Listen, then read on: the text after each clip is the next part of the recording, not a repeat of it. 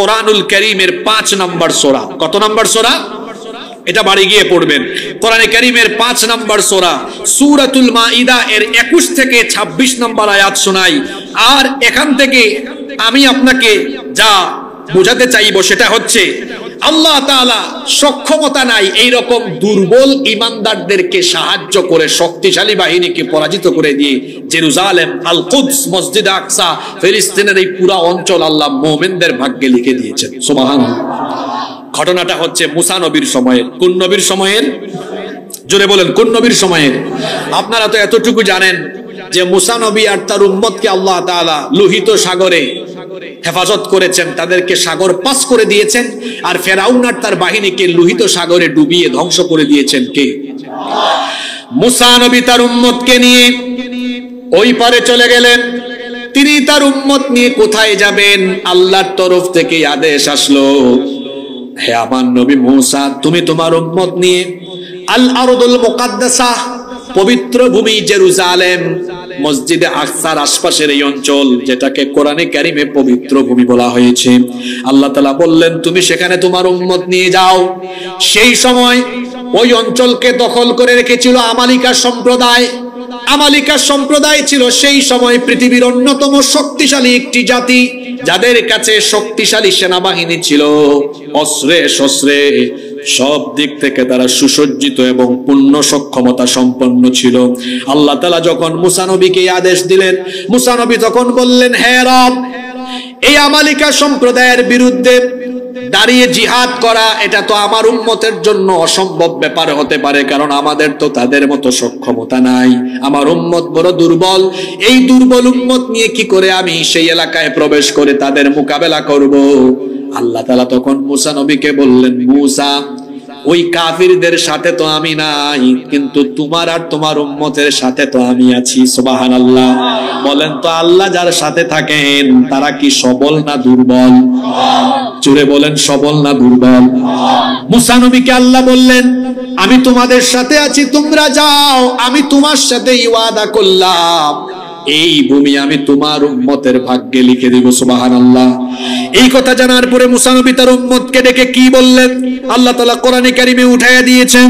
মুসা নবী তখন বললেন, ইয়া কওমি দুখুলুল আরদাল মুকাদ্দাসাতাল্লাতী কাতাবাল্লাহু লাকুম ওয়া লা তারতাদ্দু আলা আদবারিকুম ফাতানকালিবু খাসিরিন। আল্লাহ তাআলা বললেন, হে আমার জাতি, মুসা নবী তার উম্মতকে বললেন, হে আমার জাতি, আল্লাহ আদেশ করেছেন পবিত্র ভূমি জেরুজালেমে প্রবেশ করার জন্য। আল্লাহ ওয়াদা করেছেন তোমরা যদি আমার সাথে সেখানে জিহাদে যাও, আল্লাহ ওয়াদা করেছেন এই ভূমি আল্লাহ তোমাদের ভাগ্যে লিখে দিবেন। সুবহানাল্লাহ। তিনি আরো বললেন, সাবধান করে দিলেন, ওয়ালা তারতাদ্দু আলা আদবারিকুম ফাতানকালিবু খাসিরিন। যুদ্ধের ময়দান থেকে পলায়ন করো না, পেছনে ফিরে যেও না। যুদ্ধের ময়দান থেকে পলায়ন করা হলো কবিরা গুনাহ। তিনি বললেন, যুদ্ধের ময়দান থেকে পেছন ফিরে যেও না, তাহলে তোমরা ক্ষতিগ্রস্ত হয়ে যাবে। আল্লাহর দেওয়া নির্দেশনা মোতাবেক আমার সাথে সেই পবিত্র ভূমিতে চলো। মুসা নবী তার উম্মতকে এই কথা বলার পরে তার উম্মত তাকে কি জবাব দিল শুনেন। ক্বালু ইয়া মূসা ইন্না ফিহা কওমান জাব্বারিনা ওয়া ইন্না লান নাদখুলাহা হাত্তা ইয়াখরুজু মিনহা ফাইন ইয়াখরুজু মিনহা ফাইন্না দাখিলুন। তারা তখন বলল, হে মূসা, ইন্না ফিহা কওমান জাব্বারিন, সেখানে তো শক্তিশালী এক জাতি রয়েছে যারা সেই অঞ্চল দখল করে রেখেছে, তাদের তো মোকাবেলা আমরা করতে পারবো না। যদি তারা নিজে থেকে সেই অঞ্চল ছেড়ে বের হয়ে না যায়, তাহলে আমরা সেখানে যাব না, কারণ তাদের সাথে লড়াই করার মতো কোনো সক্ষমতা আমাদের নাই। বনি ইসরাইলের মোট 12টা গোত্র ছিল। 12টি গোত্রের মধ্যে 10টা গোত্রের গোত্র প্রধান 10 জন লিডার একই রকমের কথা বলল, কিন্তু 2 জন আল্লাহওয়ালা মুত্তাকি পরহেজগার লিডার ছিলেন। তাফসিরে তাদের নাম এসেছে, একজনের নাম হচ্ছে ইউশা বিন নুন আলাইহিস সালাম, আর একজনের নাম হলো কালিব বিন ইউকান্না।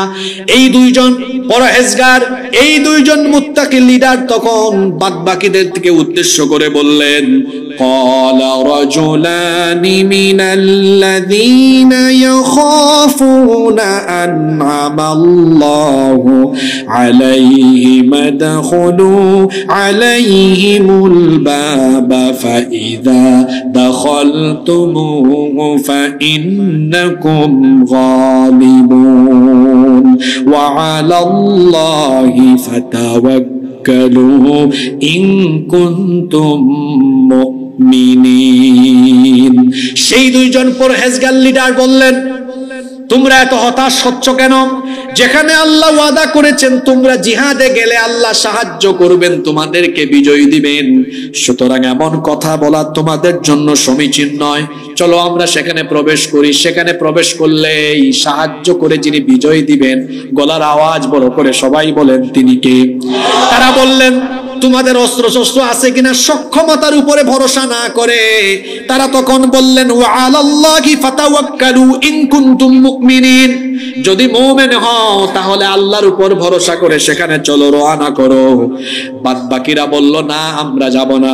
তারা তখন বলল, তাদের মুখের জবাব আল্লাহ কোরআনে উঠায় দিয়েছেন, ক্বালু ইয়া মূসা ইন্না লান নাদখুলাহা আবাদাম মা দামু ফিহা ফাযহাব আনতা ওয়া রাব্বুকা ফাকাতিলা ইন্না হাহুনা কাঈদুন। তারা বলল, হে মূসা, আমরা সেখানে কখনোই প্রবেশ করব না যদি না নিজে থেকেই তারা এখান থেকে চলে না যায়, আমরা যাব না। তুমি এক কাজ করো। দেখেন বেয়াদব উম্মতের কি বেয়াদবি কথা। তারা বলতেছে, শোনো মূসা, আল্লাহ যেহেতু তোমাকে আদেশ করেছেন সুতরাং এক কাজ করো, ফাযহাব আনতা ওয়া রাব্বুকা, তুমি আর তোমার রব গিয়ে কাফেরদের বিরুদ্ধে যুদ্ধ করো। ইন্না হাহুনা কাঈদুন, আমরা এখানে যুদ্ধের দৃশ্যটা বসে বসে উপভোগ করি, তুমি আর তোমার রব তাদের বিরুদ্ধে যুদ্ধ করো। যখন এরা এই জবাব দিল, মূসা নবী তখন বললেন, ক্বালা রাব্বি ইন্নী লা আমলিকু ইল্লা নাফসি ওয়া আখি ফাফরুক বাইনানা ওয়া বাইনাল কওমিল ফাসিকিন। মূসা নবী তখন বললেন, হে রব, আমি আর আমার ভাই ছাড়া অন্য কারো উপরে তো আমার আধিপত্য নাই, সুতরাং তারা যে কথা বলল আমাদের আর অবাধ্য কওমের মধ্যে তুমি সম্পর্ক ছেদ করে দাও। আল্লাহ তাআলা তখন মূসা নবীকে বললেন, ক্বালা ফাইন্নাহা মুহাররামাতুন আলাইহিম 40 সানাতান ইয়াতিহুনা ফিল আরদি ফালা তা'সা আলাল কওমিল ফাসিকিন। ঘুমে ধরছে নাকি? ঘুমে ধরছে? মনোযোগ আছে? এই তো আর 10-12 মিনিট আমাকে সময় দিতে পারবেন না? খেয়াল করে শুনেন, মূসা নবীর উম্মতের উপরে জিহাদের হুকুম দিয়েছেন কে? আরো জোরে বলেন, জিহাদের হুকুম দিয়েছেন কে? জিহাদ এই কথাটা শুনলে আবার অনেকে সন্দেহ করে, অনেকের আবার আচ্ছা, জিহাদের কথা শুনলে অনেকে ভয় পায়, মনে করে জিহাদ আর সন্ত্রাস এক জিনিস। জিহাদ আর সন্ত্রাস এক জিনিস নয়। সন্ত্রাস হলো হারাম আর জিহাদ হলো ফরজ। জিহাদ এসেছে সন্ত্রাসবাদকে কবর দেওয়ার জন্য। মূসা নবীর উম্মতকে আল্লাহ আদেশ করেছেন ওই অঞ্চল দেখেন। আচ্ছা, আল্লাহ তাআলা কি চাইলে ওই অঞ্চল নিজে থেকে উদ্ধার করে মূসা নবীর উম্মতকে দিতে পারতেন না? জোরে বলেন, পারতেন কিনা? যেমন আমাদের অনেককে বলতে শোনা যায়, হুজুর মসজিদে আকসা ইসলামের 3য় বৃহত্তম জায়গা, আল্লাহ কি তার ঘরের হেফাজত করতে পারেন না? আমাদের আর কি দরকার? নাউজুবিল্লাহি মিন যালিক। আবার যুক্তিও দেয়, কথায় যুক্তি আছে, কয় আল্লাহ যদি আব্রাহার বাহিনী থেকে কাবা শরীফকে হেফাজত করতে পারেন, সেই আল্লাহ তো এই শক্তি আছে যে তিনি মসজিদে আকসাকে হেফাজত করতে পারবেন। হ্যাঁ পারবেন, কিন্তু আপনাকে প্রেক্ষাপট বুঝতে হবে। আচ্ছা আপনারা বলেন তো, আব্রাহা যখন কাবা ঘর ধ্বংস করার জন্য এসেছিল তখন কি পৃথিবীতে একজন মুসলমানও ছিল? কথা বুঝেন নাই? ছিল? তাওহীদবাদী, আল্লাহ রাসূলের উপর ঈমান আনয়নকারী এরকম কেউ ছিল? কিছু হানিফ তখন ছিল, হানিফ একনিষ্ঠ, হাতে গোনা কয়েকজন ছিল। আর কাবা শরীফের দায়িত্ব তখন ছিল আব্দুল মুত্তালিবের কাছে। তিনি তখন বলেছিলেন যে আল্লাহর ঘর ধ্বংস করার জন্য এসেছে, আমরা তো এখানে আল্লাহর ঘরকে হেফাজত করার জন্য আমরা যারা আছি আমাদের সাথে সেই শক্তিও নাই, অস্ত্র নাই, বিরাট বাহিনী, আল্লাহ হেফাজত করবেন। তো সেই সময় তো এরকম কোটি কোটি মুসলমান ছিল না। আব্রাহা এসেছে আল্লাহর ঘর ধ্বংস করতে, আল্লাহ আবাবিল পাঠাইয়া ধ্বংস করে দিয়েছেন এদেরকে। আর আরেকটা বিষয় বুঝতে হবে, কাবা শরীফ আর মসজিদে আকসা দুইটার মর্যাদাগত পার্থক্য আছে না নাই? শুধু মর্যাদাগত পার্থক্য নয়, আরো পরিস্থিতিগত ভিন্নতাও আছে। এখন আপনারা বলেন তো, পৃথিবীতে 200 কোটি মুসলমান আছে না নাই? তো মুসলমানদের জন্য সবচেয়ে পবিত্র জায়গা হলো কি? মসজিদ। আবার মসজিদের মধ্যে 3টা মসজিদের মর্যাদা মুসলমানদের কাছে সবচাইতে বেশি। 1 নম্বর মসজিদে হারাম, 2 নম্বর মসজিদে নববী, 3 নম্বর হলো মসজিদে আকসা। এখন 200 কোটি মুসলমান বেঁচে থাকতে এই মসজিদগুলোর নিরাপত্তার জন্য, এই মসজিদগুলোর স্বার্থে, মসজিদগুলোর পক্ষে কিংবা সেই ভূমির স্বার্থে তাদেরকে লড়াই করা মুসলমানদের দায়িত্ব আর কর্তব্য নয় কি? জোরে বলেন, তাদের কি দায়িত্ব নয়? এখন আপনার দায়িত্ব তো আপনাকে পালন করতে হবে। আপনার দায়িত্ব হলো আল্লাহর উপর ভরসা করে যাওয়া, এরপরে আপনাকে সাহায্য করবেন কে? আপনি তো যেতেও পারেননি। ভালো করে শুনেন, জিহাদের হুকুম আসার পরে এটা অমান্য করলে বেয়াদবির পরিণতি কি হয়? মুসা নবী বলেন, আল্লাহ এদেরকে তো আমি বুঝাইলাম, এরা যায় না, এখন তোমার কাম তুমি করো। আল্লাহ তখন বললেন, আমি তো ওয়াদা করেছিলাম এই ভূমিতে গেলেই আমি সাহায্য করে বিজয় দিব, কিন্তু তারা যেহেতু গেল না, এই বেয়াদবির ফলাফল হবে খুব খারাপ। আল্লাহ মুসা নবীকে বললেন, যেই ভূমি তোমার উম্মতকে লিখে দিতে চেয়েছিলাম এই ভূমিতে যেতেই পারবে না। 40 বছরের জন্য আমি তাদেরকে যে জায়গায় তারা আছে এই তিহ ময়দানে আমি বন্দিত্ব দশা দিলাম। এমন এক উন্মুক্ত কারাগার, চারপাশে কোনো শিকল নাই, দেয়াল নাই, কিছুই নাই, কিন্তু আল্লাহ তাআলা উদ্ভাস্তুর মতো এদেরকে এখানে বন্দী করে দিলেন। তারা মুসা নবীকে বলল, মুসা তুমি আর তোমার রব যুদ্ধ করো, আমরা আমাদের বাড়ি যাই। এদের বাড়ি কোথায়? মিশরে। বাড়ি কোথায়? বলে আমরা আমাদের বাড়ি যাই। সকালবেলা প্রতিদিন রওনা করে বাড়ির উদ্দেশ্যে। কি মুসিবতে তারা পড়ল, সন্ধ্যাবেলায় সূর্য ডুবার সময় দেখে সকালবেলা যেখান থেকে রওনা করেছে সন্ধ্যাবেলা আবার ওইখানে এসে হাজির হয়েছে। মানে কাহিনীটা হলো এমন, এই তালতলা থেকে ভোরবেলা সূর্য ওঠার পরে রওনা করেছে, হাঁটতে হাঁটতে সন্ধ্যাবেলা আবার দেখে ঘুরে ফিরে তালতলা এসেছে। এইরকম মুসিবত তাদের উপরে আসলো আল্লাহর তরফ থেকে। কত বছরের জন্য? জুড়ে বলতে হবে, কত বছরের জন্য? এই কাহিনী শুধু শুনে গেলে হবে না, শিক্ষা নিতে হবে। জিহাদের হুকুম আল্লাহর তরফ থেকে আসার পরে জিহাদের পরিস্থিতিতে তারা যারা জিহাদ থেকে হাত গুটিয়ে বসে থাকে তাদেরকে কিন্তু আল্লাহর গজবে পড়তে হবে। আল্লাহর গজবে পড়তে হবে। অসভ্য দখলদার ইহুদিরা আমাদের মজলুম ফিলিস্তিনিদের সাথে যে আচরণ করছে, অদূর ভবিষ্যতে অবশ্যই তারা আল্লাহর গজবে নিপতিত হবে। তবে ইহুদিরা গজবে পড়ার পাশাপাশি পৃথিবীর 200 কোটি মুসলমানদের মধ্যে যারা ফিলিস্তিনিদের প্রতি জুলুম দেখে নীরব দর্শকের ভূমিকা পালন করেছে, অসভ্য ইহুদিদের সাথে এই মুনাফিক মার্কা মুসলমানদের উপরেও আল্লাহর গজব পড়বে। যেভাবে গজব পড়েছিল এই লোকদের উপরে, এদেরকে তিহ ময়দানে 40 বছরের বন্দিত্ব দশা দিয়েছেন কে? কাহিনী কিন্তু শেষ না, আপনাদের মনোযোগ আছে তো?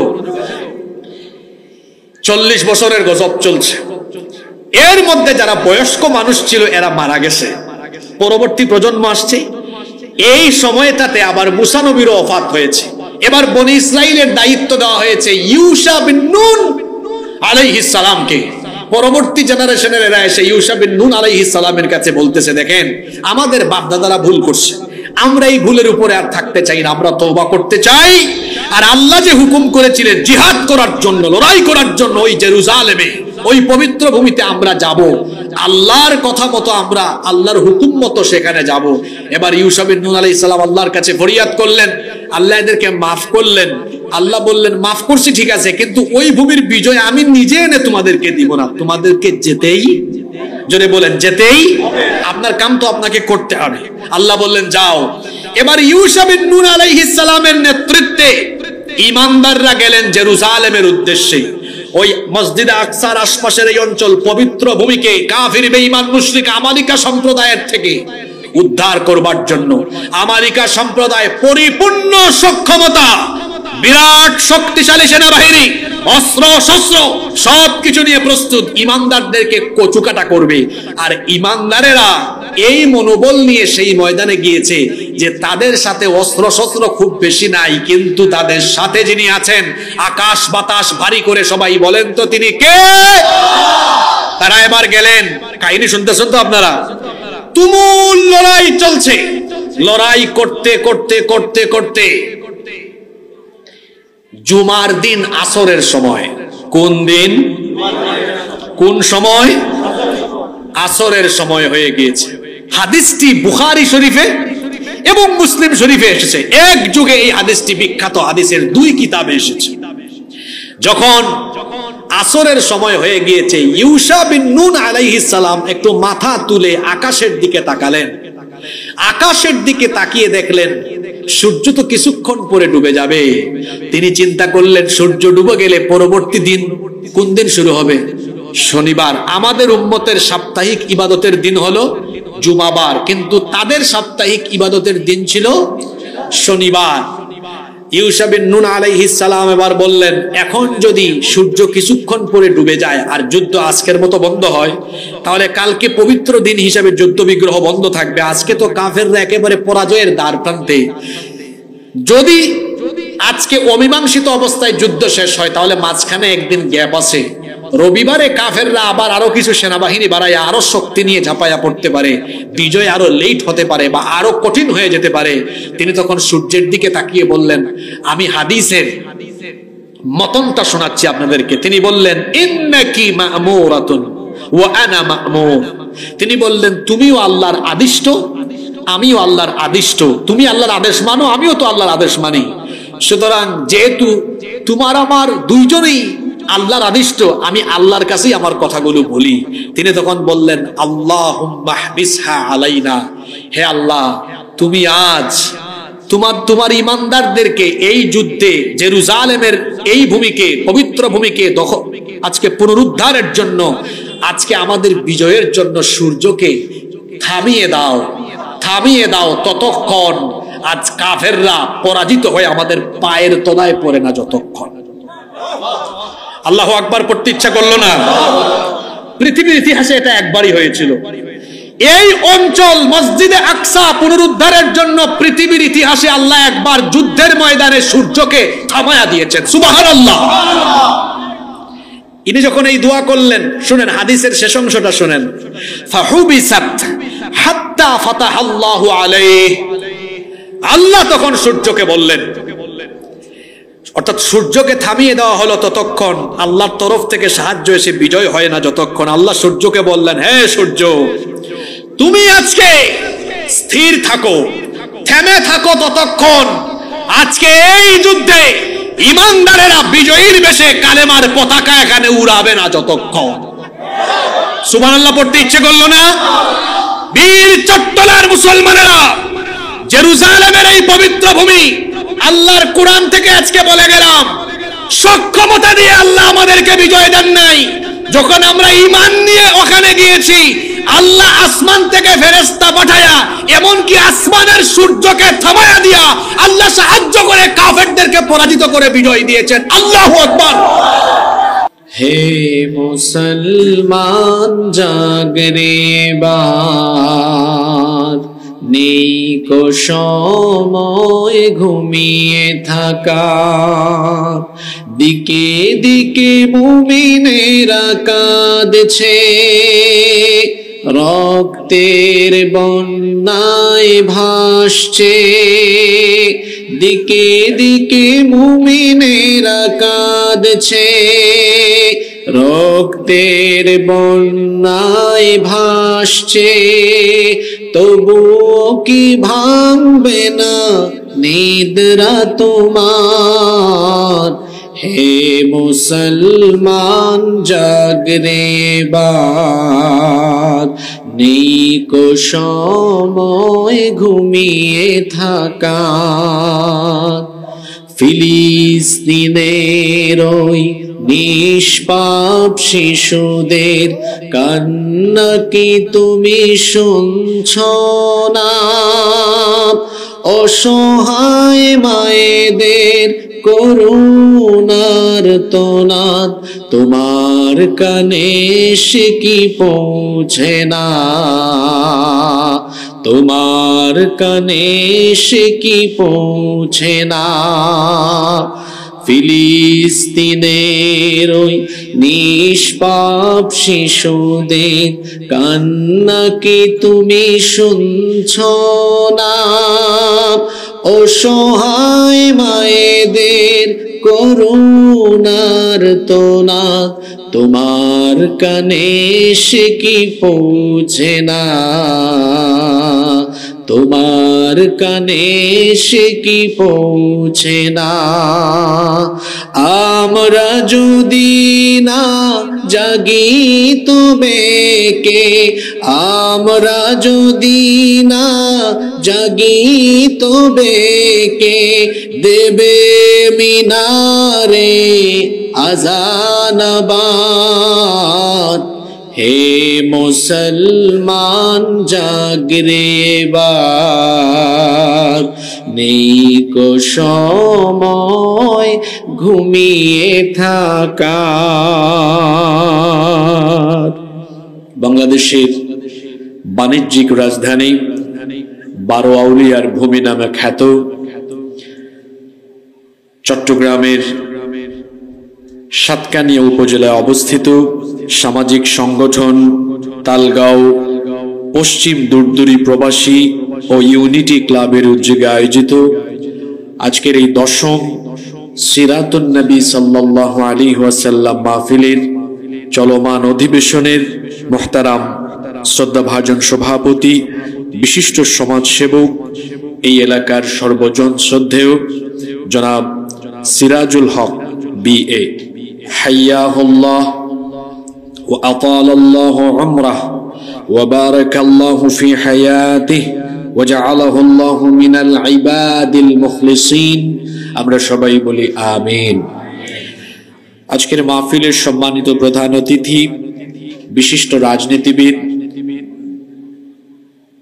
ইসলামী আন্দোলনের বীর সিপাহসালার, শহীদি ঈদগাহ, বাংলাদেশ জামাতে ইসলামী চট্টগ্রাম মহানগরীর সংগ্রামী আমির, চট্টগ্রাম 14 সংসদীয় আসনের সাবেক সংসদ সদস্য, গণমানুষের প্রিয় ব্যক্তিত্ব, আপনাদের প্রাণের মানুষ, জননন্দিত জননেতা জনাব আলহাজ শাহজাহান চৌধুরী, প্রধান বক্তা সাতকানিয়া উপজেলা বিএনপি এর সম্মানিত আহ্বায়ক জনাব জামাল হোসেন, আরো যত অতিথিবৃন্দ রয়েছেন, আমরা সবার জন্য দোয়া করছি আল্লাহ তাআলা সবাইকে দ্বীনের জন্য, কোরআনের জন্য কবুল করে নেন। আমরা সবাই বলি আমিন।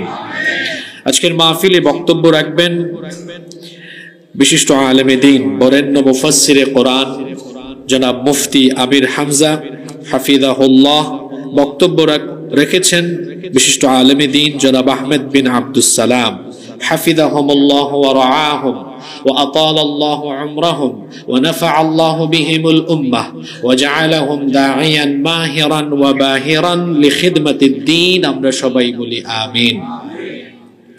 মঞ্চে বসে আছেন আমাদের উস্তাদ তুল্য, আমাদের মাথার তাজ, শ্রদ্ধাভাজন উলামায়ে কেরাম, এসেছেন বিভিন্ন প্রতিষ্ঠানের আসাতিদায়ে কেরাম, এসেছেন বিভিন্ন মসজিদের খুতাবা এবং আইম্মায়ে কেরাম, এসেছেন বিভিন্ন স্কুল কলেজের সম্মানিত স্যারেরা, সম্মানিত ব্যবসায়ী ভাইয়েরা, বিভিন্ন পেশায় সম্পৃক্ত আমাদের পেশাজীবী ভাইয়েরা।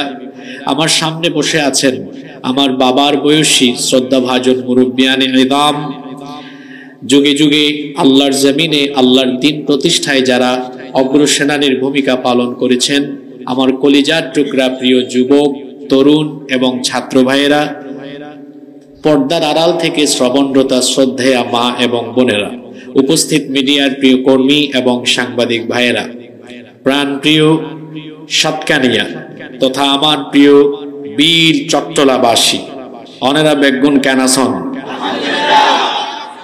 আলহামদুলিল্লাহ, আমিও আল্লাহর রহমতে ভালো আছি। আমাদের সবাইকে সুস্থতার সাথে বাঁচিয়ে রেখে আজকের এই সুন্দর বরকতময় নান্দনিক এবং জান্নাতি এই আয়োজনে আমাদেরকে শামিল হওয়ার তৌফিক যিনি দান করেছেন, গলার আওয়াজ বড় করে সবাই বলেন তো তিনি কে? সেই মহান রবের জন্য হৃদয়ের সবটুকু ভালোবাসা, আবেগ, অনুভূতিকে উজাড় করে দিয়ে খুশি মনে প্রাণবন্ত আওয়াজে উচ্চ কণ্ঠে কালিমাতুশ শুকর আদায় করে আমরা সকলেই পড়ছি আলহামদুলিল্লাহ। আমার সাথে মহব্বতে সকলে পড়ুন, রব্বানা লাকাল হামদ হামদান কাসীরান তাইয়িবান মুবারাকান ফীহি। সবাই মহব্বতে বলেন, ইয়া রব্বি লাকাল হামদু ওয়া লাকাশ শুকরু কামা ইয়ানবাগি লিজালালি ওয়াজহিকা ওয়া আযীমি সুলতানিকা। লাকাল হামদু বিল ঈমান ওয়া লাকাল হামদু বিল ইসলাম ওয়া লাকাল হামদু বিল কুরআন। আমরা প্রশংসা করলাম কার? আল্লাহর শুকরিয়া আদায়ের পর দুরুদ এবং সালাম পেশ করছি সর্বকালের সর্বযুগের সর্বশ্রেষ্ঠ মহামানব নবিয়ুনা ওয়া সাইয়্যিদুনা ওয়া কুদওয়াতুনা মুহাম্মাদুর রাসূলুল্লাহ সাল্লাল্লাহু আলাইহি ওয়াসাল্লামের প্রতি, যাকে আল্লাহ তাআলা রাহমাতাল লিল আলামিন হিসেবে এ ধরার বুকে প্রেরণ করেছেন। আল্লাহুম্মা সাল্লি আলাইহি আল্লাহুম্মা বারিক আলাইহি। সম্মানিত সাতকানিয়াবাসী, অপ্রাসঙ্গিক অপ্রয়োজনীয় কোনো কথা বলে আমরা সময়ের বরকত নষ্ট করতে চাই না।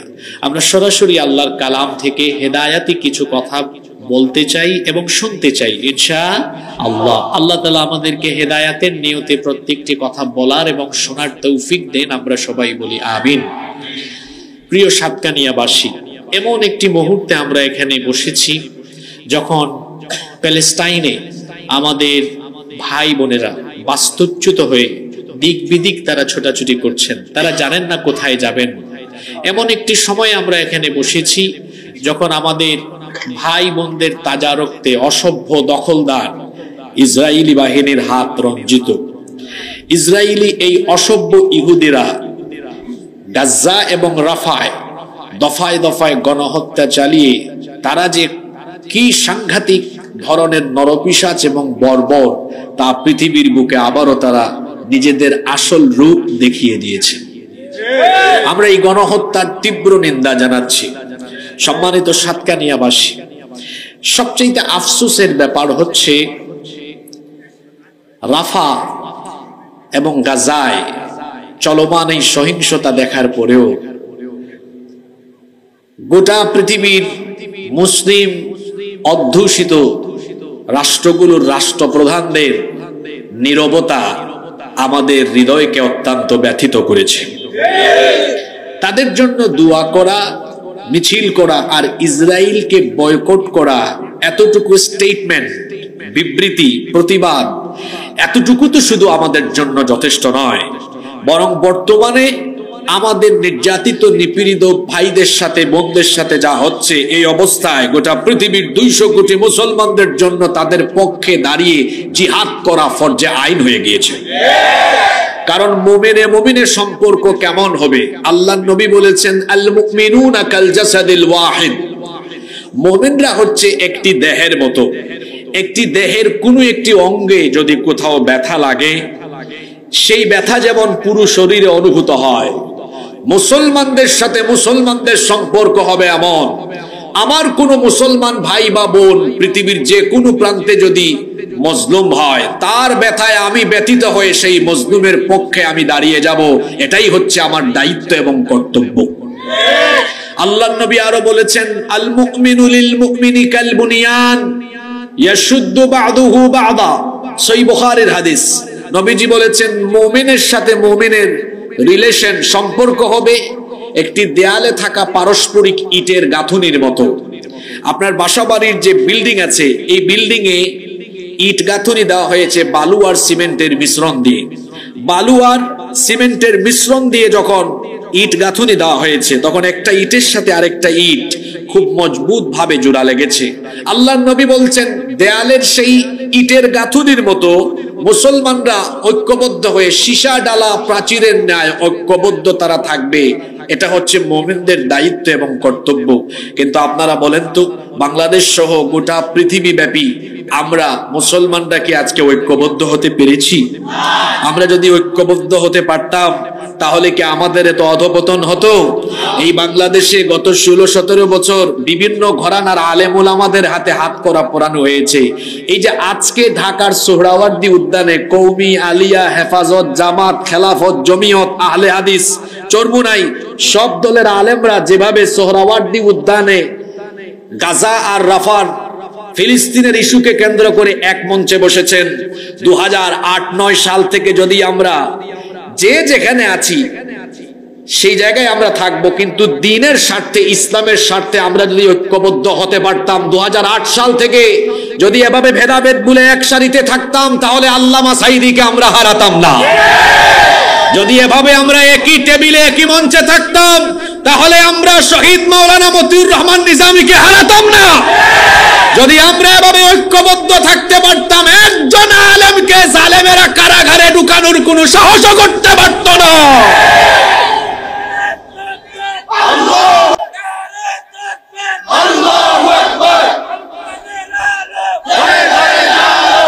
বাজি অনেক একজন আমার একটু কথা বলার সুযোগ দিতে হবে, সময় বড় কম, স্লোগান একটু কমাই দিয়ে পারবেন না ইনশাআল্লাহ? স্লোগান দেওয়ার সুযোগ আপনারা পাবেন। আমির হামজা ভাই কথা বলবেন, আমি তো খুব সংক্ষিপ্ত সময় পাচ্ছি, এজন্য আমাকে আপনারা একটু কথা বলার সুযোগ দিবেন আর কনসেন্ট্রেট থাকবেন ইনশাআল্লাহ। এই ঐক্য আমাদের যদি আগে থাকতো, আমরা এতগুলো রত্ন হারাতাম না, এত রত্ন হারাতাম না, এত ত্যাগ তিতিক্ষা, এত জীবন গিয়েছে শুধু এই অনৈক্যের কারণে। তবে অতীত থেকে আমাদের শিক্ষা নেওয়া ভালো। আমরা আজকে যে সুন্দর একটি চিত্র দেখেছি, এই চিত্র ঐক্যবদ্ধ বাংলাদেশ এদেশের জনগণ দেখতে চায়। আল্লাহ যেন সবাইকে এক রাখেন। সম্মানিত সাতকানিয়াবাসী, আজকে গাজা আর রাফায় যে নির্মমতা, নিষ্ঠুরতা এবং বর্বরতা চলছে, মজলুমদের পাশে দাঁড়ানো গোটা দুনিয়ার সকল মুসলমানদের জন্য বাধ্যতামূলক হয়ে গিয়েছে। লক্ষ লক্ষ ভাই বোনেরা আজ 100 বছরেরও বেশি সময় ধরে তারা নিপীড়িত, কিন্তু আমরা গোটা পৃথিবীর মুসলিম দেশগুলো ঐক্যবদ্ধ হয়ে যদি আমরা জোরালো ভূমিকা রাখতে পারতাম, আমার মনে হয় অসভ্য বর্বর ইহুদিরা এতদূর পর্যন্ত আগানোর সুযোগ পেত না। লক্ষ লক্ষ মুসলমান নির্যাতিত হচ্ছে। আরব বিশ্বের খলিফারা এই যে প্যালেস্টাইনের আশপাশে যে আরব কান্ট্রিগুলো আছে মিডল ইস্টের, তারা মাঝে মাঝে স্টেটমেন্ট, বিবৃতি দেওয়া ছাড়া আর গঠনমূলক কিছু করে না। মাঝে মাঝে কিছু ত্রাণ, তহবিল, চিকিৎসা তারা পাঠায়, কিন্তু এর বাহিরে শক্ত প্রতিবাদ, প্রতিরোধ তারা গড়ে তুলতে পারে না বলেই আজকে এই পরিস্থিতি হয়েছে। এখানে তো লক্ষ লক্ষ মুসলমানরা নির্যাতিত হচ্ছে। আমি আপনাকে আল্লাহর কোরআন থেকে একটা ঘটনা শোনাই আজকের আলোচনা শুরু করি। হাতে গোনা কয়েকজন মুসলমান মজলুম হওয়ার কারণে আল্লাহ তাআলা বাদবাকি সকল মুসলমানদের উপরে কোরআনের আয়াত নাজিল করে জিহাদের বিধান বাধ্যতামূলক করে দিয়েছেন। আল্লাহু আকবার। আপনি কি আল্লাহর কোরআনের 4 নম্বর সূরা সূরাতুন নিসা এর 75 নম্বর আয়াতটা পড়েন না? সেই আয়াতটা ভালো করে শুনেন। কোন প্রেক্ষাপটকে কেন্দ্র করে, কোন পরিস্থিতিকে কেন্দ্র করে আল্লাহ এই আয়াতটা নাজিল করলেন? আমরা সকলেই জানি নবী করিম সাল্লাল্লাহু আলাইহি ওয়াসাল্লাম হিজরত করে মক্কা থেকে গিয়েছেন কোথায়? সবাই বলেন কোথায়? রাসূলের সাহাবীরাও মক্কা থেকে হিজরত করে গিয়েছেন কোথায়? কিন্তু কিছু সংখ্যক সাহাবী শারীরিক অক্ষমতা এবং আর্থিক দৈন্যতার কারণে হিজরত করে মদিনায় যেতে পারেননি। এদের মধ্যে অনেকেই ছিলেন তাফসিরে তাবারি, তাফসিরে কুরতুবী, তাফসিরে জালালাইন সহ বিভিন্ন তাফসিরে তাদের নাম এসেছে। রাইসুল মুফাসসিরিন আব্দুল্লাহ ইবনে আব্বাস রাদিয়াল্লাহু আনহুর মা, আবু জান্দাল ইবনে সাহাল, ওয়ালিদ ইবনে ওয়ালিদ সহ এই রকম অনেক সাহাবী তারা তাদের শারীরিক অক্ষমতা এবং আর্থিক দুর্বলতার কারণে মদিনায় হিজরত করে যেতে পারেননি। শরীর দুর্বল, বয়সের ভারে নুজ্জব, এইরকম দুর্বল কিছু নারী পুরুষ, আবার অনেকের অর্থনৈতিক দৈন্যদশা, টাকা পয়সা কিছুই নাই, এই রকমের অসহায় দুর্বল নারী পুরুষ আর শিশুরা হাতে গোনা কয়েকজন হিজরত করে মদিনায় যেতে পারেননি, মক্কায় তারা থেকে গেলেন। এরা যেন মক্কা থেকে আর বের হতে না পারে, সেই সকল দুর্বল ইমানদার নারী পুরুষ আর শিশুদের উপরে মক্কার কাফের মুশরিকরা, কাফির বেঈমানরা সীমাহীন অবর্ণনীয় জুলুম নির্যাতন আরম্ভ করলো। তাদের সীমাহীন জুলুম নির্যাতন নিপীড়নে সেই সকল অসহায় দুর্বল ইমানদার নারী পুরুষ আর শিশুরা এমন ভাবে আহাজারি করলো, তাদের আর্তনাদে গোটা মক্কার আকাশ বাতাস প্রকম্পিত হয়ে গেল। জুলুম নির্যাতন সইতে না পেরে মক্কায় থাকা সেই সকল দুর্বল মুসলমানেরা আল্লাহর কাছে তখন আবেদন করেছিলেন তিনটা। কথা বুঝে থাকলে বলেন তো, মজলুম এই মুসলমানরা আল্লাহর কাছে আবেদন করেছিলেন কয়টা? এক নম্বর আবেদন তারা করেছিলেন, হে আল্লাহ আমাদেরকে এই জালিমদের হাত থেকে রক্ষা করো। দুই নম্বর আবেদন তারা করেছিলেন, আল্লাহ তোমার তরফ থেকে আমাদের জন্য অভিভাবক পাঠাও। তিন নম্বর আবেদন তারা করেছিলেন, হে আল্লাহ তোমার তরফ থেকে আমাদের জন্য সাহায্যকারী পাঠাও। এই মজলুমরা যখন আল্লাহর দরবারে দোয়া করলেন, আল্লাহ তাআলা মজলুমদের দোয়া কবুল করে নিলেন। কারণ মজলুম আর আল্লাহর মাঝখানে কোনো পর্দা থাকে না। মজলুম যখন দোয়া করে, সেই দোয়া যিনি কবুল করে নেন, জোরে বলেন তিনি কে? এই জন্য আল্লাহর হাবিব বলেছেন, ইত্তাকু দাওয়াতাল মাজলুম, মজলুমের বদদুয়া থেকে নিজেকে বাঁচাও। কারণ যখন কোন জালেম কারো উপর জুলুম করে আর মজলুম যখন আল্লাহর দরবারে দোয়া করে, মজলুমের দোয়া বিফলে যায় না। মজলুম যখন চোখের পানি ছেড়ে দেয়, সেই চোখের পানি জালিমের জন্য অভিশাপ আর আল্লাহর গজব হিসাবে কামব্যাক করে। যখন কোন মজলুম চোখের পানি ছেড়ে দেয়, সেই চোখের পানি জালেমের জন্য অভিশাপ আর আল্লাহর গজব হয়ে ফিরে আসে। এই যে বাংলাদেশে আপনারা দেখেছেন 16 বছর 17 বছর যেই জালেমের গোষ্ঠী গোটা জনপদকে জুলুমে পরিপূর্ণ করে মানুষকে মজলুম বানিয়েছিল, সেই মজলুমরা নীরবে নিভৃতে রাতের অন্ধকারে কারাগারে বাড়ি ছেড়ে ঘর ছেড়ে তারা যখন চোখের পানি ছেড়েছে, সেই চোখের পানি আল্লাহর কাছে এমন ভাবে কবুল হয়েছে, সেই চোখের পানি তাদের জন্য অভিশাপ আর আল্লাহর গজব হয়ে যখন ফিরে এসেছে, শুধু আল্লাহ তাদেরকে ক্ষমতা ছাড়া করেন নাই, একেবারে দেশ ছাড়া করে মামু বাড়ি দিল্লি পর্যন্ত পৌঁছায় দেওয়ার ব্যবস্থা করেছে। মজলুমের দোয়া কখনো বিফলে যায় না। মক্কায় এই সকল মজলুমরা যখন আল্লাহর দরবারে হাজারি করলেন, আবেদন করলেন, আল্লাহ তাআলা এই দোয়াকে কবুল করলেন। দোয়া কবুল করে মদিনায় থাকা সেই সকল মুসলমানদের উপর আল্লাহ আয়াত নাজিল করে এই দুর্বল ইমানদার মজলুমদের পাশে দাঁড়িয়ে জিহাদ করা আল্লাহ বাধ্যতামূলক করে দিলেন। আল্লাহু আকবার। আল্লাহ তাআলা কোরআনে কারীমের 4 নম্বর সূরা সূরাতুন নিসা এর 75 নম্বর আয়াত এই প্রেক্ষাপটে নাজিল করে মদিনায় হিজরত করে চলে যাওয়া সেই সকল মুসলমানদেরকে আল্লাহ জানিয়ে দিলেন, ওয়া মালাকুম লা তুকাতিলুনা ফি সাবিলিল্লাহ,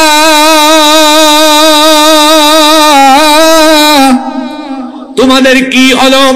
কেন তোমরা আল্লাহর পথে লড়াই করছো না? ওয়াল মুস্তাদআফিনা মিনার রিজালি ওয়ান নিসাই ওয়াল উইলদান, সেই সকল দুর্বল পুরুষ নারী এবং শিশুদের জন্য, আল্লাযীনা ইয়াকুলুনা, যারা নির্যাতিত হয়ে বলছে, রব্বানা আখরিজনা মিন হাযিহিল ক্বরিয়াতিয যালিমি আহলুহা, হে রব আমাদেরকে এই জালিম অধ্যুষিত অঞ্চল থেকে বের করে দাও, ওয়াজআল লানা মিন লাদুনকা ওয়ালিয়া, আর তোমার তরফ থেকে আমাদের জন্য অভিভাবক পাঠাও, ওয়াজআল লানা মিন লাদুনকা নাসীরা, আর তোমার তরফ থেকে আমাদের জন্য সাহায্যকারী পাঠাও। মজলুমরা যখন আল্লাহর দরবারে এই দোয়াগুলো করলো, আল্লাহ প্রত্যেকটা দোয়া কবুল করে মদিনায় হিজরত করে চলে যাওয়া মুসলমানদেরকে বললেন, ওয়া মালাকুম লা তুকাতিলুনা ফি সাবিলিল্লাহ, মক্কা থেকে তোমরা যে হিজরত করে মদিনায় চলে আসলে, কিন্তু তোমাদের কিছু ভাই বোন মক্কায় নির্যাতিত হচ্ছে, সেই মজলুমদের পক্ষে কেন তোমরা জিহাদ করো না? কেন তোমরা আল্লাহর পথে লড়াই করে সেই মজলুম মুসলিমদেরকে সাহায্য করছো না। আমার প্রিয় চট্টলাবাসী, মনোযোগ দিয়ে শোনেন, যদি মক্কায় থাকা কয়েকজন মুসলমান মজলুম হওয়ার কারণে আল্লাহ যদি কোরআনের আয়াত নাজিল করে, বাদ বাকি মুসলমানদের জন্য তাদের পক্ষে লড়াই করা বাধ্যতামূলক করে দেন, এই যুগে তো কোরআন নাজিলের কোনো সিস্টেমই নাই। যদি কোরআন নাজিলের প্রক্রিয়া থাকতো, তাহলে আমার তো মনে হয় এই যুগে আল্লাহ তাআলা মজলুম ফিলিস্তিনিদের পাশে দাঁড়ানোর জন্য 200 কোটি মুসলমানদের উপরে জিহাদকে এখন ফরজ বানিয়ে ছাড়তেন। কোরআন নাজিলের তো কোনো প্রক্রিয়া নেই, কারণ ওহীর অবতরণ তো বন্ধ হয়ে গিয়েছে। কিন্তু আল্লাহর কোরআনের শিক্ষা তো আমাদের সামনে আছে না নাই? জোরে বলেন, আছে না নাই? এই আয়াত আমাদেরকে কি শিখায়? এই আয়াত আমাদেরকে কি বার্তা দিল? মজলুম কিছু মুসলমানদের পক্ষে বাদবাকি মুসলমান দাঁড়িয়ে জিহাদ করার জন্য আল্লাহ যদি আয়াত নাজিল করেন, এই আয়াত তো আমাদেরকে এই বার্তা দিল, ফিলিস্তিনে লক্ষ লক্ষ ভাই বোনেরা যখন নির্যাতিত হচ্ছে, সেই অসভ্য দখলদার ইসরায়েলের ইহুদিদেরকে মোকাবেলা করবার জন্য পৃথিবীর 200 কোটি মুসলমানরা মুখে শুধু প্রতিবাদ নয়, সামরিক অভিযানের জন্য প্রস্তুত থাকতে হবে। এখন একটু আমাকে সময় দেন, একটু পরে আমি আপনাদেরকে সুযোগ দিব। এখন যাদের ইমানের ব্যাটারি একদম দুর্বল হয়ে গিয়েছে, আজকে আল্লাহর কোরআন আর রাসূলের হাদিস দিয়ে আপনার দুর্বল হয়ে যাওয়া এই ব্যাটারিকে চার্জ দিয়ে যান। এখন অনেকে প্রশ্ন করতে পারে, আধুনিক চিন্তা চেতনা আর বাস্তবতার নিরিখে যারা চলে, তারা চিন্তা করতে পারে, হুজুর আপনারা যে মাহফিলে এই যে গলাবাজি করেন, ইসরায়েলকে মোকাবেলা কি দিয়ে করবে? এদের পিছনে আমেরিকা তাদেরকে অত্যাধুনিক মিসাইল, অত্যাধুনিক যুদ্ধ বিমান, অত্যাধুনিক অস্ত্রশস্ত্র সরবরাহ করে, পেছন থেকে তারা সহযোগিতা করে। ইসরায়েল তো সুপার পাওয়ার, এদেরকে আমরা মোকাবেলা কেমনে করব? আমাদের তো সক্ষমতা নাই। এটা একটা কমন কথা। এজন্য বলছি, যাদের ইমান দুর্বল হয়েছে আজকে একটু কোরআন দিয়ে হাদিস দিয়ে তাজা করে যান। আমাকে আপনারা বলেন দেখি, আমাকে আপনারা বলেন দেখি, পৃথিবীতে কোন যুগে কোন কালে মুসলমানরা কি কোন যুদ্ধে সক্ষমতা দিয়ে বিজয়ী হয়েছে, না আল্লাহর সাহায্যে বিজয়ী হয়েছে? জোরে বলতে হবে, কার সাহায্যে? আগে বাস্তবতা আপনার চোখে আঙ্গুল দিয়ে দেখাই, এরপরে কোরআন হাদিস থেকে কিছু উদ্ধৃতি পেশ করব। গত 8 মাস আগে বাংলাদেশে যে একটি বিপ্লব হলো, স্কুল কলেজের তরুণ ছেলেরা তারা যে নেমে গেল, এদেরকে হটানোর জন্য রাষ্ট্রযন্ত্র প্রশাসন কি না করলো বলেন? আপনারা জানেন, লাঠি পিটা নয়, একদম উপর থেকে হুকুম এসেছে, যারাই বের হবে গুলি করে বুক ঝাঁঝরা করে দিবে। কি বলেন? হুকুম দেয় নাই, সরাসরি গুলি করা হয়েছে। আমার ভাই শহীদ আবু সাইদ শহীদ হয়েছে, মীর মুগ্ধ শহীদ হয়েছে, এই চট্টগ্রামে ওয়াসিম শহীদ হয়েছে, হাজার হাজার ভাই বোনরা রক্ত দিয়েছে। পুলিশ, র্যাব, সেনাবাহিনী, বিজিবি গুলি করেছে। শুধু তাই নয়, আপনারা জানেন ইন্টারনেট বন্ধ করে কয়েকদিন হেলিকপ্টারে উপর থেকে গুলি ছোড়া হয়েছে। আপনারা আমাকে বলেন তো, যে ছেলেরা আন্দোলন করেছে, অস্ত্রশস্ত্রে সজ্জিত বাহিনীকে মোকাবেলা করবার মতো কোন সক্ষমতা কি এদের ছিল? কথা জোরে বলতে হবে, ছিল? এদের কাছে অস্ত্র ছিল না, কিন্তু এদের বুকে ছিল অসীম সাহস। এবং আমার মনে হয় যারা মুসলমান ছিল, তাদের প্রত্যেকের অন্তর ঈমান দিয়ে পরিপূর্ণ ছিল, তাওয়াক্কুল ছিল, যার কারণে ঈমান আর তাওয়াক্কুল নিয়ে দাঁড়িয়ে যাওয়ার ফলে এদের অন্তর থেকে আল্লাহ গুলির ভয় বের করে দিয়েছেন এবং এমন অসীম সাহস আল্লাহ তাদের বুকে ঢেলে দিয়েছেন। এরা যখন মজলুমের পক্ষে দাঁড়িয়েছে, আল্লাহ রাসূল তো বলেছেন মজলুমের পক্ষে আল্লাহ থাকেন, আল্লাহ তখন মজলুমদের পক্ষ নিয়ে এই অক্ষম থাকা মানুষগুলোকে এমন সক্ষমতা দিয়েছেন, তাদেরকে এমন তেজ ঢেলে দিয়েছেন, এই তেজ আর এই আল্লাহর সাহায্য চলে আসার কারণে অস্ত্রশস্ত্রে সজ্জিত বাহিনীরাও শেষ পর্যন্ত হটে গিয়ে জালিমদের পরিণতি তো এমন হয়েছে, এরা কয়েক মিনিটের মধ্যে দেশ ছেড়ে পালিয়ে যেতে বাধ্য হয়েছে।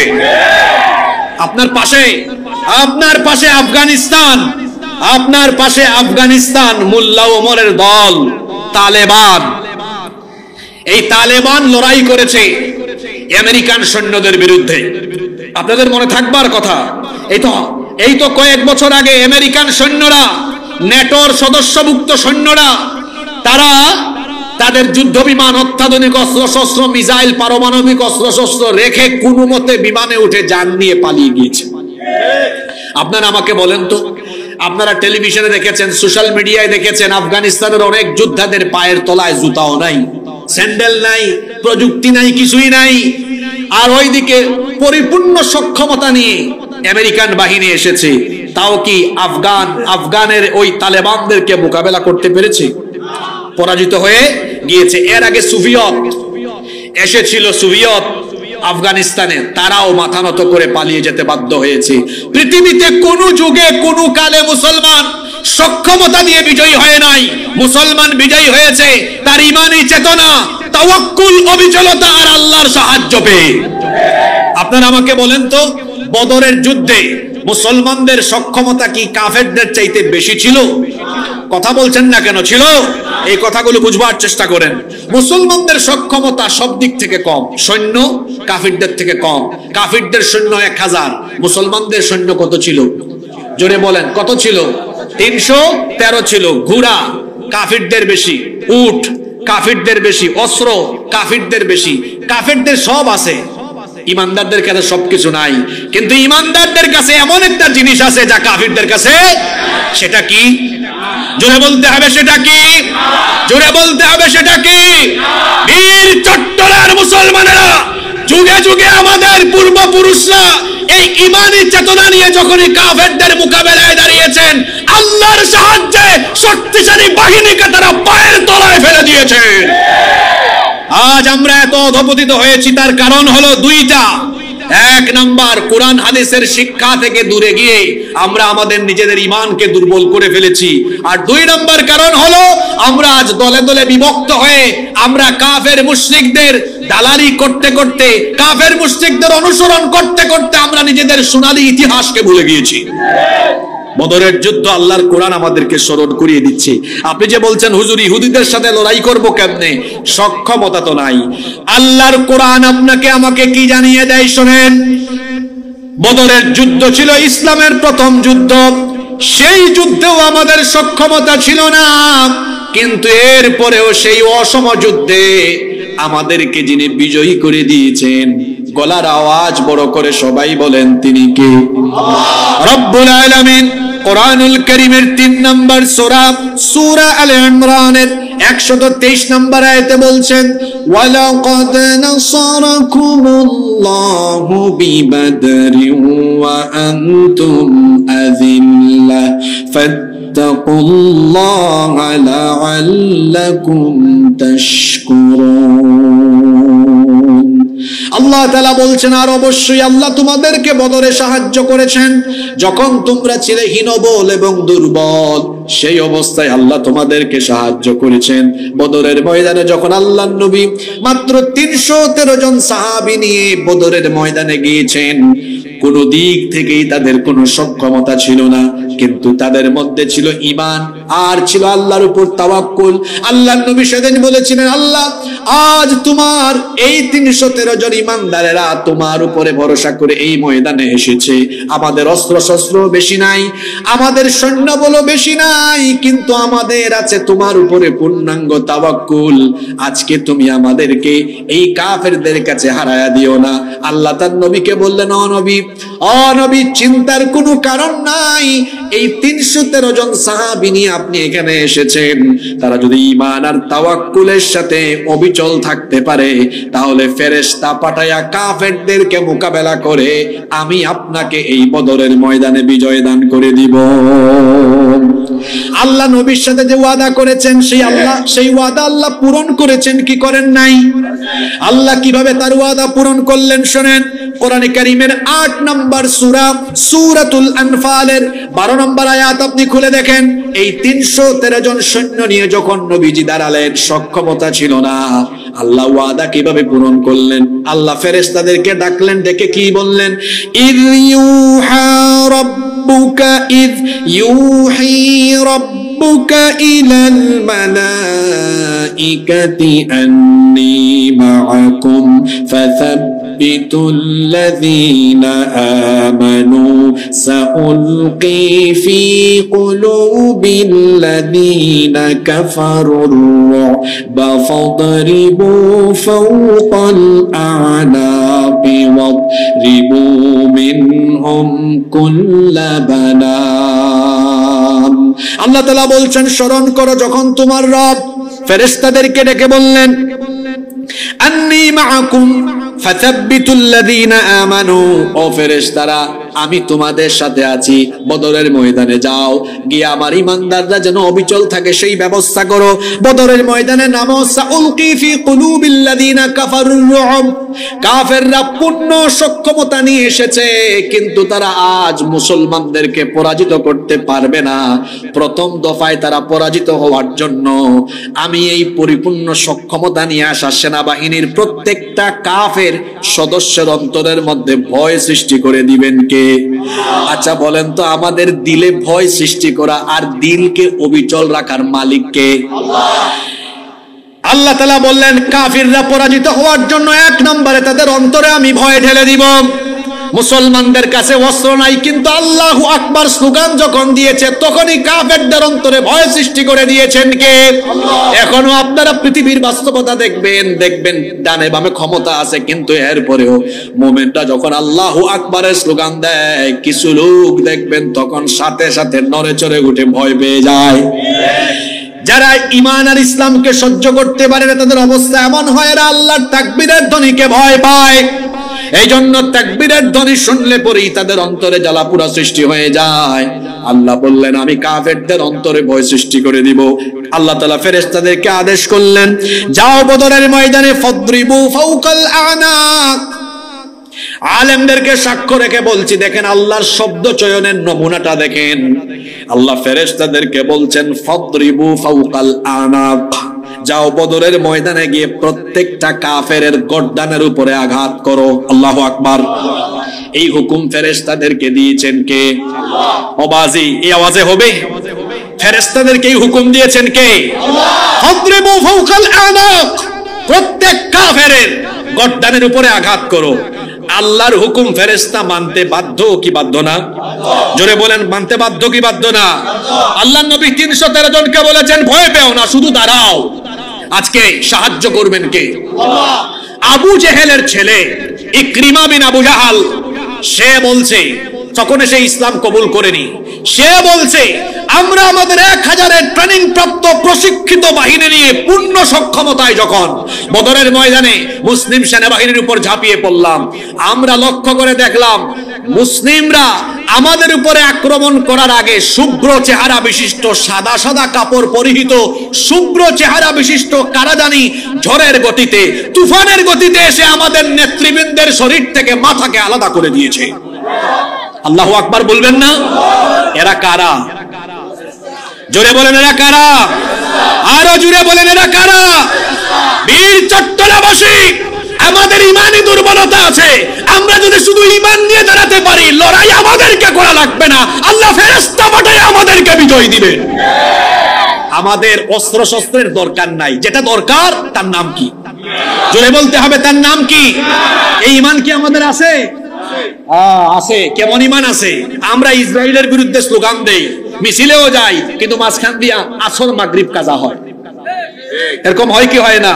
এজন্য আমি আফসোস করে বলি যদি অলৌকিক ভাবে আল্লাহর নবী আর সাহাবীদেরকে জিন্দা করা হতো আর তারা যদি আমাদের আমল আখলাক দেখতেন আফসোস করতেন আর বলতেন রক্ত দিয়ে জীবন দিয়ে বদরে উহুদে খায়বারে খন্দকে এত রক্ত দিয়ে আমরা কি এই ধরনের মুসলমান বানিয়ে গিয়েছিলাম নাকি?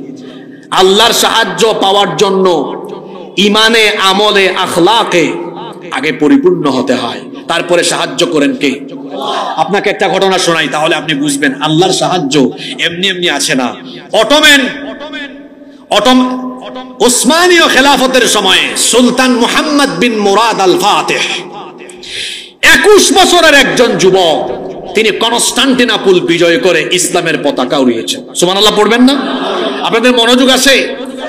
আল্লাহর নবী একদিন সাহাবীদের সামনে বললেন লা তুফতাহান্নাল কুসতানতানিয়া ফালা নি'মাল আমিরু আমিরুহা ওয়ালা নি'মাল জাইশু জাইশুহা। আল্লাহর নবী বললেন অবশ্যই কনস্টান্টিনোপল বিজয় হবে। কনস্টান্টিনোপলের ব্যাপারে ঐতিহাসিকরা বলেছেন গোটা পৃথিবী যদি একটা দেশ হতো তাহলে সৌন্দর্যের কারণে, আভিজাত্যের কারণে পৃথিবীর রাজধানী কনস্টান্টিনোপল হয়ে যেত। আল্লাহর নবী বলেছেন সেই কনস্টান্টিনোপল, নবীজির সময় এটা রোমানরা, খ্রিস্টানরা দখল করে রেখেছিল। নবীজি বলেছেন এই কনস্টান্টিনোপল আমার উম্মত একদিন বিজয় করবে। সুবহানাল্লাহ কি বাড়িতে গিয়ে বলবেন?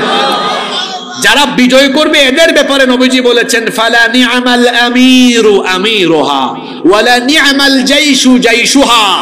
কতই না মঙ্গলময়, কতই না উত্তম হবে সেই কমান্ডার, সেই সেনাপতি আর তার বাহিনী। এই হাদিসটা সুলতান মুহাম্মদ বিন মুরাদ আল ফাতিহ, উসমানীয় খেলাফতের একজন অন্যতম শাসক ছিলেন, তিনি এটা শুনেছেন। তার বয়স 7 কি 8 বছর। এটা শোনার পরে তিনি স্বপ্ন দেখেছেন, এখানে তো বহু যুবক আর তরুণদেরকে আমি দেখতে পাচ্ছি। ও যুবক ভাইয়েরা, যুগ জামানা পাল্টে দিতে চাই না অনেকজন, একজনই আনতে পারে জাতির জাগরণ।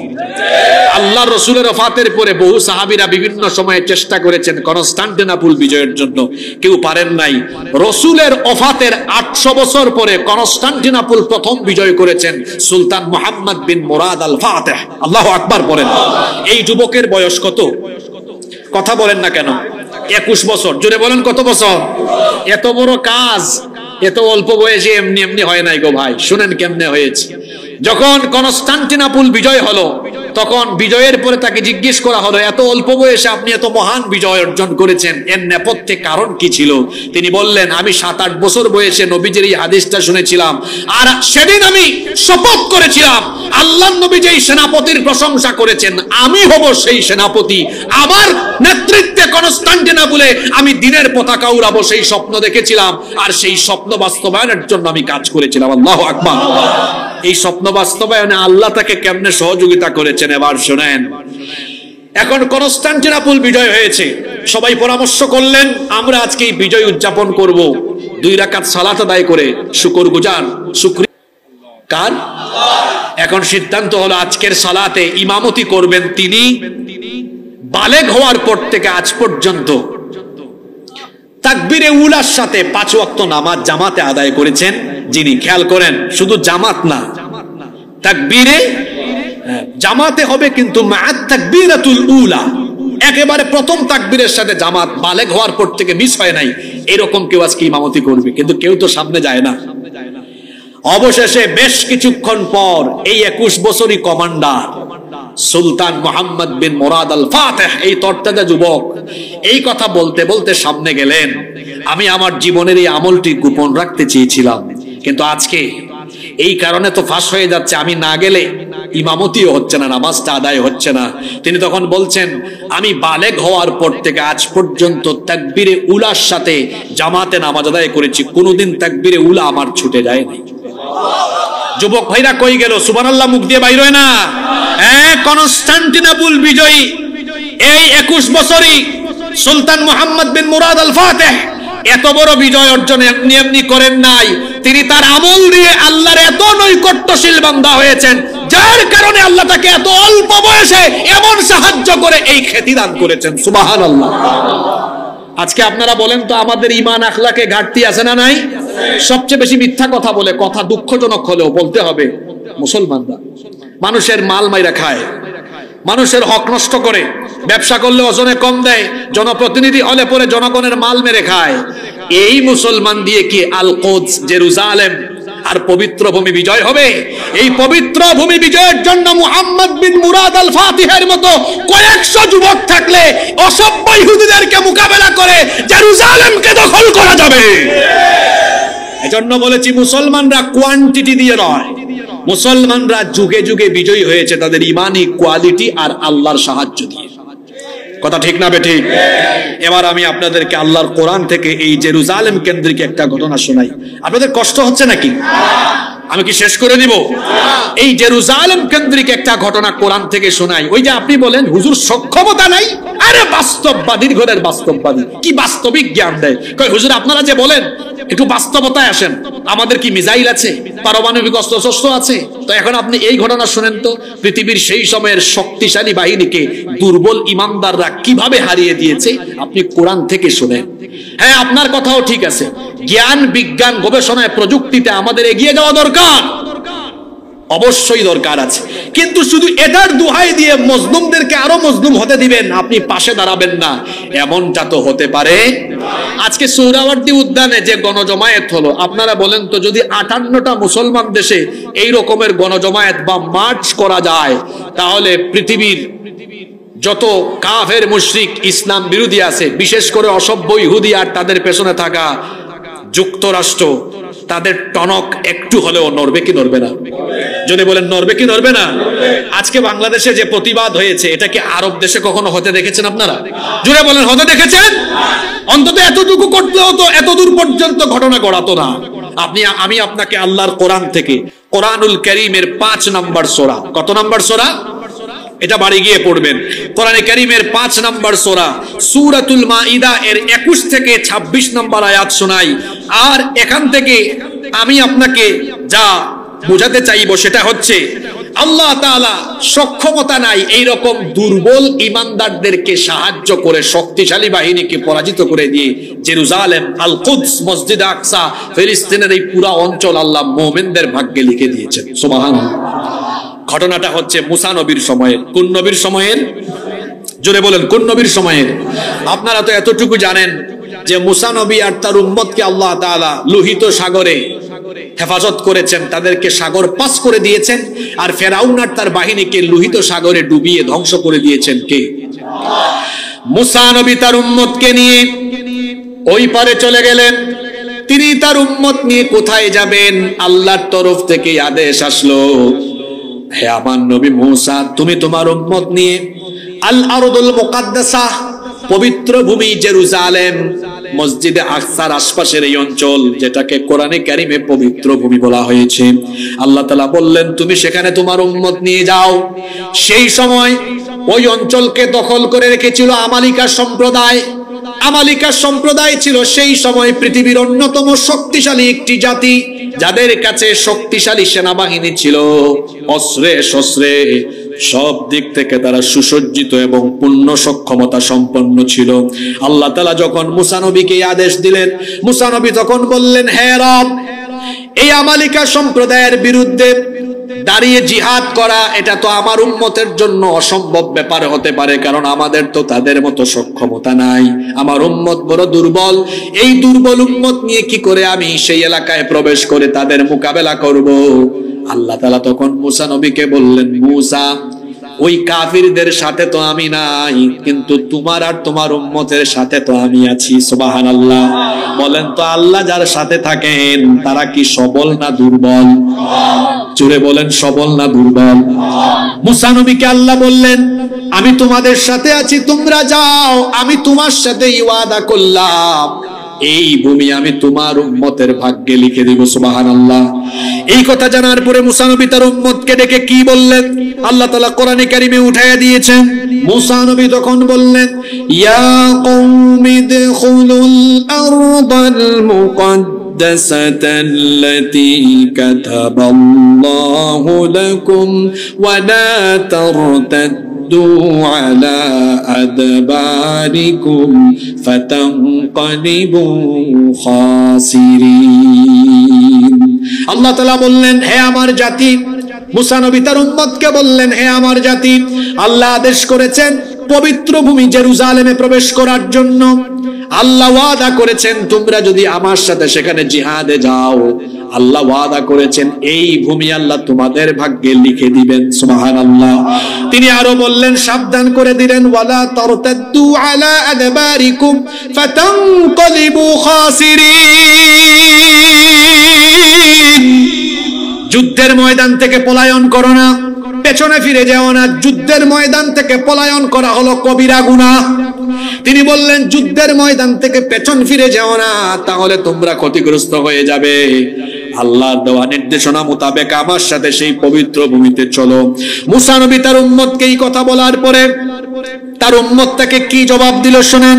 ক্বালু ইয়া মুসা ইন্না ফিহা কওমান جبارين وإنا لن ندخلها حتى يخرجوا منها فإن يخرجوا منها فإنا داخلون তারা তখন বলল, হে মূসা, ইন্না ফিহা কওমান জাব্বারিন, সেখানে তো শক্তিশালী এক জাতি রয়েছে যারা সেই অঞ্চল দখল করে রেখেছে, তাদের তো মোকাবেলা আমরা করতে পারবো না। যদি তারা নিজে থেকে সেই অঞ্চল ছেড়ে বের হয়ে না যায় তাহলে আমরা সেখানে যাব না, কারণ তাদের সাথে লড়াই করার মতো কোনো সক্ষমতা আমাদের নাই। বনি ইসরাইলের মোট 12টা গোত্র ছিল, 12টি গোত্রের মধ্যে 10টা গোত্রের গোত্র প্রধান 10 জন লিডার একই রকমের কথা বলল, কিন্তু 2 জন আল্লাহওয়ালা মুত্তাকি পরহেজগার লিডার ছিলেন। তাফসিরে তাদের নাম এসেছে, একজনের নাম হচ্ছে ইউশা বিন নুন আলাইহিস সালাম, আর একজনের নাম হলো কালিব বিন ইউকান্না। এই 2 জন পরহেজগার, এই 2 জন মুত্তাকি লিডার তখন বাদবাকিদের থেকে উদ্দেশ্য করে বললেন, قال رجلان من الذين يخافون أنعم الله عليهم ادخلوا عليهم الباب فإذا دخلتموه فإنكم غالبون وعلى الله فتوكلوا إن كنتم মুমিনিন। সেই 2 জন পরহেজগার লিডার বললেন, তোমরা এত হতাশ হচ্ছ কেন? যেখানে আল্লাহ ওয়াদা করেছেন তোমরা জিহাদে গেলে আল্লাহ সাহায্য করবেন, তোমাদেরকে বিজয় দিবেন, সুতরাং এমন কথা বলা তোমাদের জন্য সমীচীন নয়। চলো আমরা সেখানে প্রবেশ করি, সেখানে প্রবেশ করলেই সাহায্য করে যিনি বিজয় দিবেন, গলার আওয়াজ বড় করে সবাই বলেন তিনি কে? তারা বললেন, তোমাদের অস্ত্র শস্ত্র আছে কিনা সক্ষমতার উপরে ভরসা না করে তারা তখন বললেন, ওয়া আলাল্লাহি ফাতাওয়াক্কালু ইন কুনতুম মুমিনিন, যদি মুমিন হও তাহলে আল্লাহর উপর ভরসা করে সেখানে চলো, রওনা করো। বাদবাকিরা বলল, না আমরা যাব না। তারা তখন বলল, তাদের মুখের জবাব আল্লাহ কোরআনে উঠায় দিয়েছেন, ক্বালু ইয়া মূসা ইন্না লান নাদখুলাহা আবাদাম মা দামু ফিহা ফাযহাব আনতা ওয়া রাব্বুকা ফাকাতিলা ইন্না হাহুনা কাঈদুন। তারা বলল, হে মূসা, আমরা সেখানে কখনোই প্রবেশ করব না যদি না নিজে থেকেই তারা এখান থেকে চলে না যায়, আমরা যাব না। তুমি এক কাজ করো। দেখেন বেয়াদব উম্মতের কি বেয়াদবি কথা। তারা বলতেছে, শোনো মূসা, আল্লাহ যেহেতু তোমাকে আদেশ করেছেন সুতরাং এক কাজ করো, ফাযহাব আনতা ওয়া রাব্বুকা, তুমি আর তোমার রব গিয়ে কাফেরদের বিরুদ্ধে যুদ্ধ করো। ইন্না হাহুনা কাঈদুন, আমরা এখানে যুদ্ধের দৃশ্যটা বসে বসে উপভোগ করি, তুমি আর তোমার রব তাদের বিরুদ্ধে যুদ্ধ করো। যখন এরা এই জবাব দিল, মূসা নবী তখন বললেন, ক্বালা রাব্বি ইন্নী লা আমলিকু ইল্লা নাফসি ওয়া আখি ফাফরুক বাইনানা ওয়া বাইনাল কওমিল ফাসিকিন। মূসা নবী তখন বললেন, হে রব, আমি আর আমার ভাই ছাড়া অন্য কারো উপরে তো আমার আধিপত্য নাই, সুতরাং তারা যে কথা বলল আমাদের আর অবাধ্য কওমের মধ্যে তুমি সম্পর্ক ছেদ করে দাও। আল্লাহ তাআলা তখন মূসা নবীকে বললেন, ক্বালা ফাইন্নাহা মুহাররামাতুন আলাইহিম 40 সানাতান ইয়াতিহুনা ফিল আরদি ফালা তা'সা আলাল কওমিল ফাসিকিন। ঘুমে ধরছে নাকি? ঘুমে ধরছে? মনোযোগ আছে? এই তো আর 10-12 মিনিট আমাকে সময় দিতে পারবেন না? খেয়াল করে শুনেন, মূসা নবীর উম্মতের উপরে জিহাদের হুকুম দিয়েছেন কে? আরো জোরে বলেন, জিহাদের হুকুম দিয়েছেন কে? জিহাদ এই কথাটা শুনলে আবার অনেকে সন্দেহ করে, অনেকের আবার আচ্ছা, জিহাদের কথা শুনলে অনেকে ভয় পায়, মনে করে জিহাদ আর সন্ত্রাস এক জিনিস। জিহাদ আর সন্ত্রাস এক জিনিস নয়। সন্ত্রাস হলো হারাম আর জিহাদ হলো ফরজ। জিহাদ এসেছে সন্ত্রাসবাদকে কবর দেওয়ার জন্য। মূসা নবীর উম্মতকে আল্লাহ আদেশ করেছেন ওই অঞ্চল দেখেন, আচ্ছা আল্লাহ তাআলা কি চাইলে ওই অঞ্চল নিজে থেকে উদ্ধার করে মুসা নবীর উম্মতকে দিতে পারতেন না? জোরে বলেন, পারতেন কিনা? যেমন আমাদের অনেককে বলতে শোনা যায়, হুজুর মসজিদে আকসা ইসলামের তৃতীয় বৃহত্তম জায়গা, আল্লাহ কি তার ঘরের হেফাজত করতে পারেন না? আমাদের আর কি দরকার? নাউজুবিল্লাহি মিন যালিক। আবার যুক্তিও দেয়, কথায় যুক্তি আছে, কয় আল্লাহ যদি আব্রাহার বাহিনী থেকে কাবা শরীফকে হেফাজত করতে পারেন, সেই আল্লাহ তো এই শক্তি আছে যে তিনি মসজিদে আকসাকে হেফাজত করতে পারবেন। হ্যাঁ পারবেন, কিন্তু আপনাকে প্রেক্ষাপট বুঝতে হবে। আচ্ছা আপনারা বলেন তো, আব্রাহা যখন কাবা ঘর ধ্বংস করার জন্য এসেছিল, তখন কি পৃথিবীতে একজন মুসলমানও ছিল? কথা বুঝেন নাই? ছিল? তাওহীদবাদী, আল্লাহ রাসূলের উপর ঈমান আনয়নকারী এরকম কেউ ছিল? কিছু হানিফ তখন ছিল, হানিফ একনিষ্ঠ, হাতে গোনা কয়েকজন ছিল। আর কাবা শরীফের দায়িত্ব তখন ছিল আব্দুল মুত্তালিবের কাছে। তিনি তখন বলেছিলেন যে আল্লাহর ঘর ধ্বংস করার জন্য এসেছে, আমরা তো এখানে আল্লাহর ঘরকে হেফাজত করার জন্য আমরা যারা আছি, আমাদের সাথে সেই শক্তিও নাই, অস্ত্র নাই, বিরাট বাহিনী, আল্লাহ হেফাজত করবেন। তো সেই সময় তো এরকম কোটি কোটি মুসলমান ছিল না। আব্রাহা এসেছে আল্লাহর ঘর ধ্বংস করতে, আল্লাহ আবাবিল পাঠাইয়া ধ্বংস করে দিয়েছেন এদেরকে। আর আরেকটা বিষয় বুঝতে হবে, কাবা শরীফ আর মসজিদে আকসা দুইটার মর্যাদাগত পার্থক্য আছে না নাই? শুধু মর্যাদাগত পার্থক্য নয়, আরো পরিস্থিতিগত ভিন্নতাও আছে। এখন আপনারা বলেন তো, পৃথিবীতে 200 কোটি মুসলমান আছে না নাই? তো মুসলমানদের জন্য সবচেয়ে পবিত্র জায়গা হলো কি? মসজিদ। আবার মসজিদের মধ্যে 3টা মসজিদের মর্যাদা মুসলমানদের কাছে সবচাইতে বেশি। 1 নম্বর মসজিদে হারাম, 2 নম্বর মসজিদে নববী, 3 নম্বর হলো মসজিদে আকসা। এখন 200 কোটি মুসলমান বেঁচে থাকতে এই মসজিদগুলোর নিরাপত্তার জন্য, এই মসজিদগুলোর স্বার্থে, মসজিদগুলোর পক্ষে কিংবা সেই ভূমির স্বার্থে তাদেরকে লড়াই করা মুসলমানদের দায়িত্ব আর কর্তব্য নয় কি? জোরে বলেন, তাদের কি দায়িত্ব নয়? এখন আপনার দায়িত্ব তো আপনাকে পালন করতে হবে। আপনার দায়িত্ব হলো আল্লাহর উপর ভরসা করে যাওয়া, এরপরে আপনাকে সাহায্য করবেন কে? আপনি তো যেতেও পারেননি। ভালো করে শুনেন, জিহাদের হুকুম আসার পরে এটা অমান্য করলে বেয়াদবির পরিণতি কি হয়? মুসা নবী বলেন, আল্লাহ এদেরকে তো আমি বুঝাইলাম, এরা যায় না, এখন তোমার কাম তুমি করো। আল্লাহ তখন বললেন, আমি তো ওয়াদা করেছিলাম এই ভূমিতে গেলেই আমি সাহায্য করে বিজয় দিব, কিন্তু তারা যেহেতু গেল না, এই বেয়াদবির ফলাফল হবে খুব খারাপ। আল্লাহ মুসা নবীকে বললেন, যেই ভূমি তোমার উম্মতকে লিখে দিতে চেয়েছিলাম, এই ভূমিতে যেতেই পারবে না। 40 বছরের জন্য আমি তাদেরকে যে জায়গায় তারা আছে, এই তিহ ময়দানে আমি বন্দিত্ব দশা দিলাম। এমন এক উন্মুক্ত কারাগার, চারপাশে কোনো শিকল নাই, দেয়াল নাই, কিছুই নাই, কিন্তু আল্লাহ তাআলা উদ্ভাস্তুর মতো এদেরকে এখানে বন্দী করে দিলেন। তারা মুসা নবীকে বলল, মুসা তুমি আর তোমার রব যুদ্ধ করো, আমরা আমাদের বাড়ি যাই। এদের বাড়ি কোথায়? মিশরে। বাড়ি কোথায়? বলে আমরা আমাদের বাড়ি যাই। সকালবেলা প্রতিদিন রওনা করে বাড়ির উদ্দেশ্যে। কি মুসিবতে তারা পড়ল, সন্ধ্যাবেলায় সূর্য ডুবার সময় দেখে সকালবেলা যেখান থেকে রওনা করেছে, সন্ধ্যাবেলা আবার ওইখানে এসে হাজির হয়েছে। মানে কাহিনীটা হলো এমন, এই তালতলা থেকে ভোরবেলা সূর্য ওঠার পরে রওনা করেছে, হাঁটতে হাঁটতে সন্ধ্যাবেলা আবার দেখে ঘুরে ফিরে তালতলা এসেছে। এইরকম মুসিবত তাদের উপরে আসলো আল্লাহর তরফ থেকে। কত বছরের জন্য? জুড়ে বলতে হবে, কত বছরের জন্য? এই কাহিনী শুধু শুনে গেলে হবে না, শিক্ষা নিতে হবে। জিহাদের হুকুম আল্লাহর তরফ থেকে আসার পরে জিহাদের পরিস্থিতিতে যারা জিহাদ থেকে হাত গুটিয়ে বসে থাকে, তাদেরকে কিন্তু আল্লাহর গজবে পড়তে হবে। আল্লাহর গজবে পড়তে হবে। অসভ্য দখলদার ইহুদিরা আমাদের মজলুম ফিলিস্তিনিদের সাথে যে আচরণ করছে, অদূর ভবিষ্যতে অবশ্যই তারা আল্লাহর গজবে নিপতিত হবে। তবে ইহুদিরা গজবে পড়ার পাশাপাশি